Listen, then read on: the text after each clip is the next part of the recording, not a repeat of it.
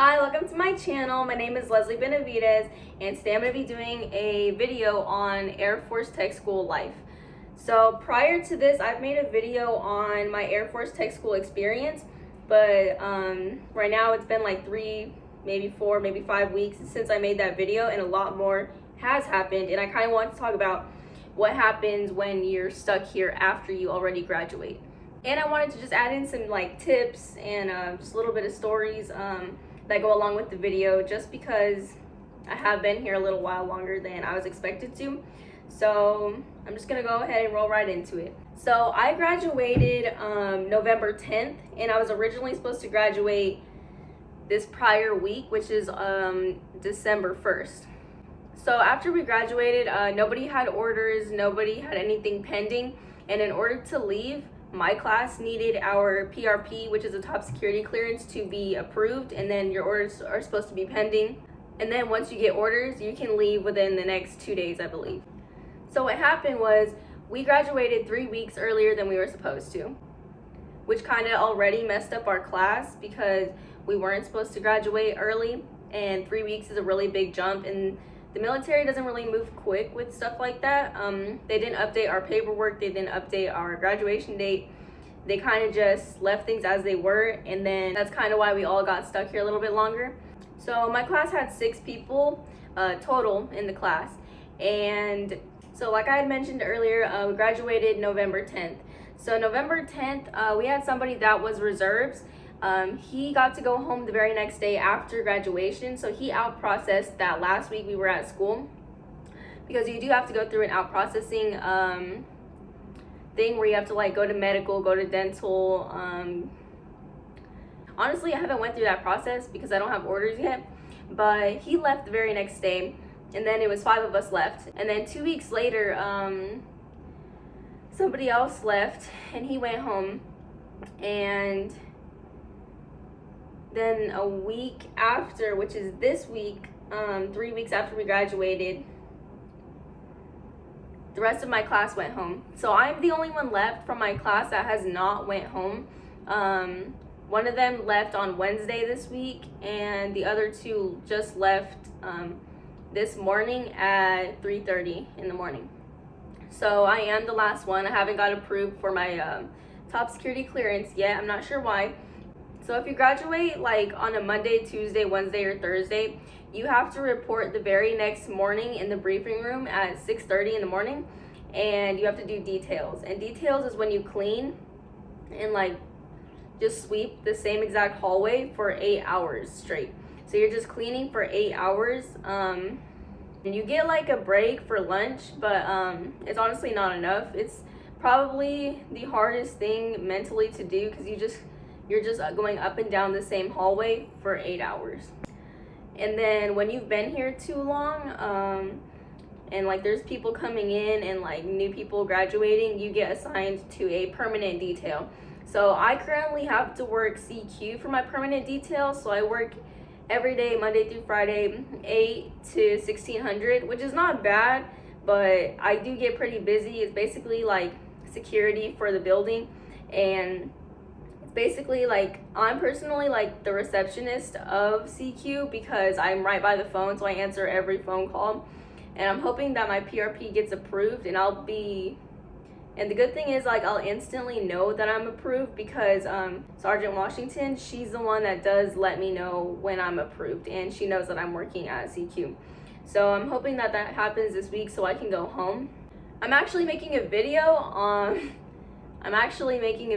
about me going home, like to surprise my not my family, but like my sister. Haven't been able to finish that video or even halfway make it because I haven't went home. So I'm making this video to let people know about what you do like if you're stuck here after graduation. So like I said, I do work 8 to 1600, and after 1600, the rest of my time is free. The gym always has a super long line, so I can't really go to the gym. I can, but I'll probably have to wait an hour just to like go in the gym, and then the gym closes kind of early. And it's getting colder out. It's December, so I'm not really trying to like go outside much and walk around because I'm freezing. And and probably wasn't smart for me to do, but I packed all of my stuff. You can probably see it right over there. So, also, I no longer have a roommate. My roommate actually moved out last week. Not last week. My roommate actually moved out yesterday. She moved to the phase 3 dorms, which I kind of wanted to do because phase 3 is like when you hit 90 days after phase 2. So like, let me explain it a little bit better. So when you get here, let's just say I got here August 1st. 2 weeks after that, which is August 14th, that's when you hit phase 2. And then phase 2, your 90 days starts. And after 90 days, you hit phase 3. So that's when you can drive. You can like drive on base. You're supposed to be able to like leave base, but like you can't leave base because of COVID. There's other things too, but I don't know. I don't remember. I'm hoping to leave next week, so I'm not even gonna apply for phase 3 because then I have to take all my stuff and then move into the phase 3 dorms, and that's kind of a lot of work. But yes, I have my own room to myself. I have my bed, and then I have the bunks, but my luggage stays on the bunks because I'm ready to get out of here. The minute that I get orders, I am leaving the next day. I don't really want to be here that much longer at all.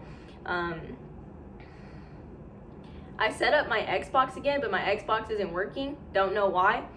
So I'm probably gonna pack that again. Another thing that's new about Sheppard, so at the Airman's Club, I used to really like going to the Airman's Club because you get to play video games, you get to play pool, ping pong. That's kind of about it. Oh, and you get to watch the football games, and like they order like the pay-per-view, like UFC games, and not UFC games. They order like the pay-per-view stuff. If there's like a big fight on, or like the basketball or anything, they put it on the TVs. I don't go there anymore. So last week they actually started allowing people to drink, and that's the only place you're allowed to drink. You can't go buy alcohol at the store. You can't get it shipped to you. You can't have alcohol unless it's at the Airman's Club, and the Airman's Club only has beer, and you can only have 1 beer per hour. So 1 beer per hour, and it's only 3 beers max, I believe. But some people, they like get beers for other people, and they get really, really messed up, and that's like something new that's happening, and I don't know if they're gonna take it away because people are being irresponsible with it, but it's kind of like a big rule that's happening that you're not supposed to do that, and more people are getting caught doing that. So they're kind of ruining it for everybody that is able to go drink. And then another thing, that you're not allowed to do any PDA on base. Like, you can't hold hands, you can't kiss, you can't touch, you can't physically touch the opposite sex. So a boy and a girl cannot physically touch, or they will get like in trouble or get something told to them. So there's a day room on every floor. Day room is like where a male and a female are able to hang out with each other when they want and like play video games and stuff. Well, this week, I guess people got in trouble like hugging and cuddling in the day rooms. So they're not allowing people to be together in the day rooms anymore. So the first floor is females only, and then the second, third, and fourth is only males, which kind of ruins a lot because, you know, there are relationships in the building and they want to be with each other and they want to like hang out. But the commander, I guess, is not allowing it anymore for this week because of that, and they want to see how people react to it. You still can't go off base, but I believe on the 19th, Exodus starts, and Exodus is where like people are able to go home, take leave, and it's like usually it's almost 100% that you're going to be approved to go home for leave. But if you do, it's like you go negative in your leave. So yeah, even if I'm here, I'm not going to take Exodus. I'm just going to try to get my car out here and then go off base to go home, and my family will probably visit me or something. Hopefully I'm not here by the 19th, but just if it happens, then that's what I plan to do. I also know a lot of people are getting in trouble for not wearing their reflective belts. You have to wear this belt that goes around your waist, and it reflects, like if light is shined on you by a car, they're gonna see it because it like shines super bright, and that's why we have to wear those so we don't get hit or anything. A lot of people aren't wearing them anymore, so they're making us like it can't be like in your jacket or around your backpack, and a lot of people don't wear them because it doesn't make their outfit look good, or it's just like tight, or they don't like them. But you know, people are starting to get in a lot more trouble, and they're like getting really strict on it. Like all the rules just really tightened down. I'm really surprised that they started doing that, because when I first got here, there we had rules, but people would follow them, or if they were like not following the rules, they would just like get away with it.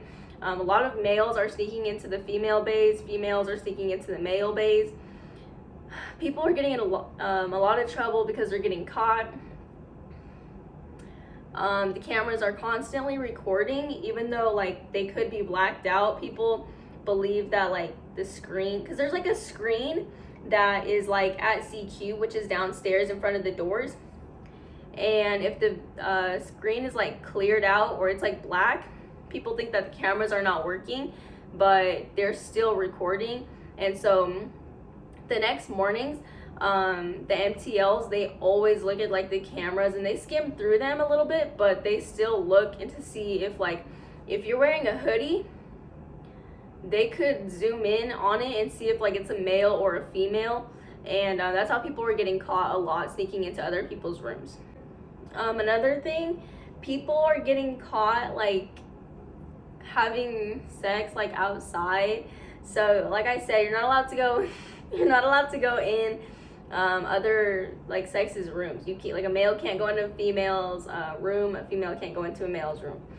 So people are getting caught doing it like outside in the fields, or like outside in a dark area. Security forces is constantly going around, and people are not really being smart about like what they do or where they go. So they're getting caught and they're getting LORs. People are trying to go sneak off base. There's actually ways to do that. I've never done that, but like I know, like hearing people's stories about it. Permanent party here, if they're in classes or something, I know what happens is like people like hide them like in their trunk or something, or like in the back seat, and you just go on, and then you go off, and you just go to the gate, and they scan the ID, and that's it. That's how they like don't get caught. But recently people have been getting caught. I'm not really sure how, but they are. I have been getting a lot of questions when it comes to like being a female in the Air Force. Like how is it? How's the experience? Somebody asked me about like how it feels to be, or not how it feels, but like they asked me how would it be for somebody that's 5 feet tall and a female. And I mean, I'm 5 feet tall and I'm a female in the Air Force. There's no difference. Like, yeah, like I kind of need help reaching stuff sometimes, but that's it. Like you can do anything like other people do. You kind of just have to adapt, and like they don't really mind helping you out. It's not like you can't do anything. You're gonna be able to do like what you need to do. But another thing is females should be pretty aware of what's going on, because there is actually somebody here that is making people a little bit uncomfortable. He actually got in trouble for, I believe he was assaulting females, and there's been rumors about a lot of things. Like he's assaulted a few girls, and he like has raped a girl. I'm not sure. There's like, those are the two things about him that have been said. I know he always needs an escort everywhere he goes. He can't play with anybody on the basketball court. He has to, like when he eats, he can only be gone for like an hour if it's at the DFAC, and usually he goes and eats Popeyes because I always have to check him in at CQ. So a lot of people, like, people are still people, you know, we're all human. He doesn't really get treated like better or worse than anybody, but it is something to watch out for. Things do happen. People do what people do. I mean, there's no way around it. You don't really control how other people are, but just as a female, I would say just be careful and look out for each other. A lot of people have been also getting really drunk and like getting in trouble for it. If you're underage, I mean, if you get caught drinking, that's kind of on you, but I would honestly say if your roommate is underage and they're like really messed up, you should probably take care of them. You know, just be there for them. They'll be there for you. But like, they have done like random breathalyzers before, and a lot of people did get caught. A lot of people got in a lot of trouble, and that does mess up with your career. I know if you go overseas, then that's when you're gonna be here for a while, because I know somebody that was going to Guam and they had to wait here for 3 extra months prior to graduating, because you need to get your orders, you need to out process, you get your port call, and then you leave whenever you're supposed to, but you're here for like 2 months, 3 months after. I know people are leaving in like January, February, and March, like just different things, different reasons. I'm still here because of PRP, like I said earlier. Hopefully that gets done. I'm really, really hoping. I'm the last one from my class, and it's kind of like unexpected. And I'm stateside. I kind of thought I was gonna be leaving the next day, but I'm not. I didn't.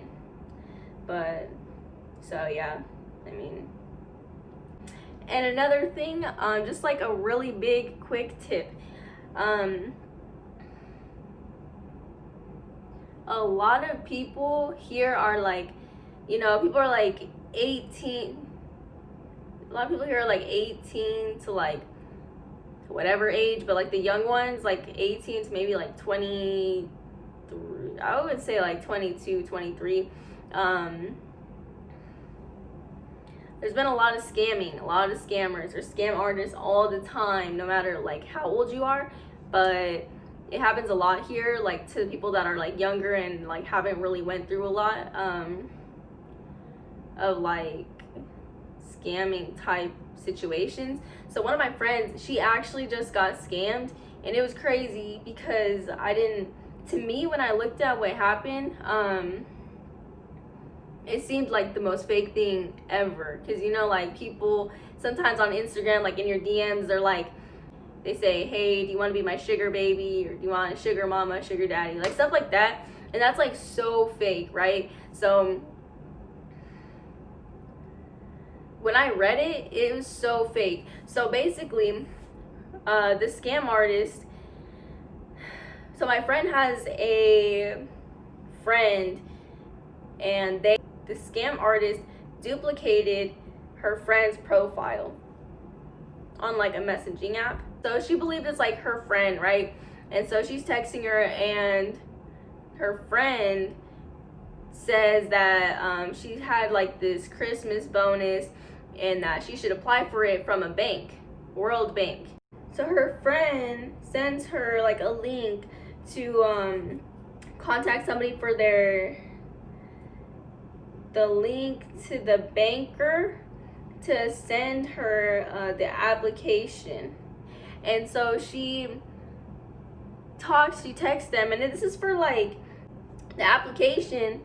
So the fake application is supposed to be for people that are like serving, or people that like want money, need money, whatever.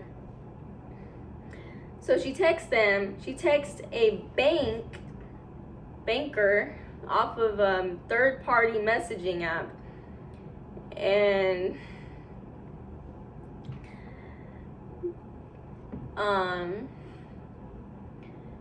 so this banker, whatever, says, so like if you send like $500 to them, then you'll get like $10,000. If you send them $800, then they'll send you $50,000. And if you send them like $2,000, they'll send you like $100,000. And it's just like, it doesn't sound real. It doesn't even look real. And like, so that stuff, like, it happened. Like, that's what the guy sent her, the fake banker or whatever sent her. And she's like, okay, like, I'll send you $800 and you'll send me $50,000. And I'm just like reading it, and I'm kind of going crazy because it just doesn't look real and it doesn't sound real. But she's never experienced anything like that, and I've never got scammed. But I mean I've like, it's just like, it doesn't seem real to me. Because when things are like too good to be true, nobody's just gonna give you $50,000. Like, for COVID, they sent us $1,200. So just because you want money, they're not just gonna send you $50,000. It doesn't make sense. So anyways, so then they say they sent it in this kind of format right here. This application was in this format, and the first question was like first and last name, your address, your payment method, and your social security number, your full social. And she sent it all in text format, and that was the application. And I was like, how fake is that? Like, a real bank is not gonna have you do that like that. And they wouldn't do that. Like, it just was so fake. And so she sent her full name, her full address, her payment method, and her full social security number. You don't send anybody your social security number. And she did. So she gave them like her full identity. And so then they said, okay, you're approved. And I mean, that's not how that stuff's supposed to work anyways. And so then they said, okay, how do you want to pay? Like, Venmo, Cash App, PayPal. And that was it. And no bank is gonna. And so then she says Cash App. So the bank wants her to Cash App them. So she tries to Cash App through to the whoever it was, and it's not working. And then they tell her to send the money like through Bitcoin. So they want Bitcoin. It's like Bitcoin is like untraceable technically, and it's just like, it just did not make sense. And she fell for it, and she lost $800, and it was just like really bad. Like, the whole thing was just bad.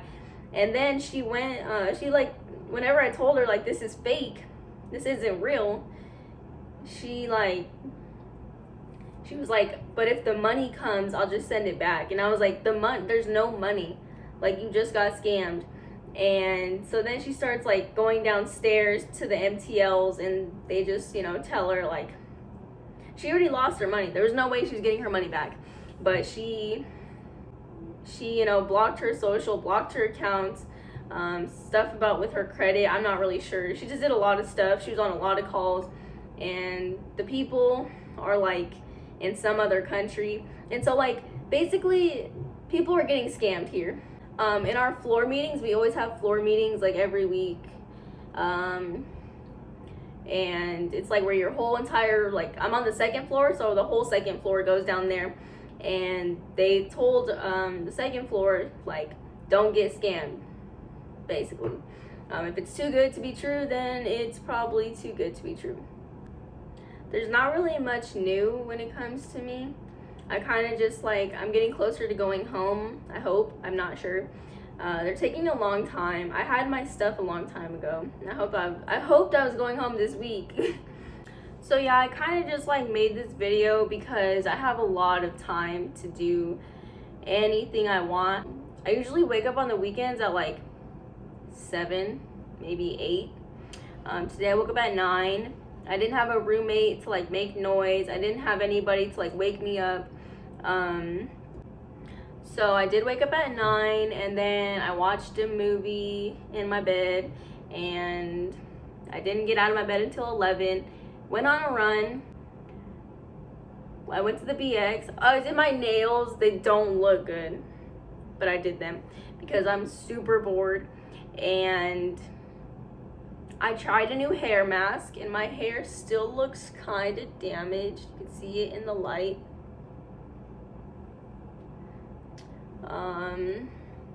Don't trust any dye that you find at the store at the BX because it's not real. It will dye your hair, and like it'll say that it lasts 8 weeks, but it really lasts like 6 days. My hair was red, a pretty red, like an ombre, and now it's just like back to being brown. It kind of just washes out, so don't trust it. But yeah, I was just kind of updating, you know, YouTube about things, about the lifestyle, about the things that have been happening here and changing. Things are constantly changing. I know the front gate is open now for people that like actually have to be here. It's not open to like leave and come back and go and stuff.